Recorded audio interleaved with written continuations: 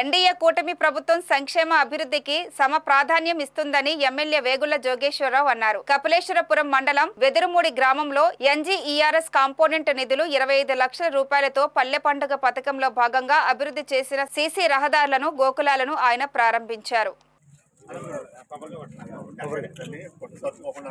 ఈ సందర్భంగా ఎమ్మెల్యే వేగుళ్ల మాట్లాడుతూ ఆంధ్రప్రదేశ్ కు జీవనాడి వంటి పోలవరం ప్రాజెక్టు పనులు కూటమి పాలనలో శరవేగంగా జరుగుతున్నాయి అన్నారు. అలాగే రాష్ట్ర రాజధాని అమరావతి పనులు కూడా త్వరితగతిన పూర్తి చేసే క్రమంలో సాగుతున్నట్టు తెలిపారు.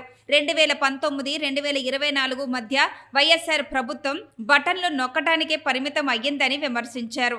ఆంధ్రప్రదేశ్ ని రుణాంధ్రప్రదేశ్ గా మార్చిన పాపం వైసీపీదేనని ఎద్దేవా చేశారు. ఈ కార్యక్రమంలో కూటమి నాయకులు అధిక సంఖ్యలో ప్రజలు పాల్గొన్నారు.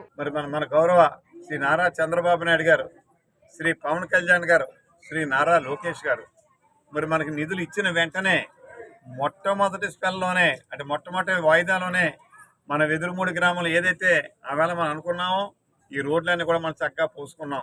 శ్రీ పవన్ కళ్యాణ్ గారి యొక్క పంచాయతీరాజ్ శాఖ మంత్రి కాబట్టి వారి ఆధ్వర్యంలో శ్రీ నారా చంద్రబాబు గారి నాయకత్వంలో ఖచ్చితంగా మండపేట నియోజకవర్గం, ముఖ్యంగా కపిలేశ్వరం మండలంలో ఉన్నటువంటి రోడ్లు, డ్రైన్లు ఎక్కడైతే ఇబ్బంది పడుతున్నారో అవి అన్నీ కూడా అతి తొందరలోనే పనులన్నీ కంప్లీట్ చేసి ప్రజలందరి యొక్క మెప్పు పొందుతామని చెప్పి తెలియజేస్తూ, దాంతోపాటుగానే గోకులాలు ప్రతి మండలానికి 50 చొప్పున మనకి శాంక్షన్ ఇవ్వడం జరిగింది.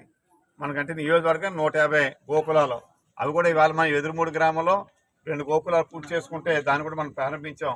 శ్రీ పవన్ కళ్యాణ్ గారు పిఠాపురంలో నిన్న కాక మొన్న అక్కడ ఆయన ప్రారంభించిన విషయాన్ని కూడా ఒకసారి మీ అందరికీ తెలియజేస్తూ, ఏది ఏమైనా ఈ ప్రభుత్వం ఇటు అభివృద్ధి, రెండో పక్కన సంక్షేమం రెండు కళ్ళ కింద ముందుకు సాగుతుందని చెప్పి తెలియజేస్తూ, ఎన్నికల్లో ఇచ్చిన హామీలన్నీ కూడా అతి తొందరలోనే అవన్నీ కూడా అమల్లో తీసుకొస్తాం.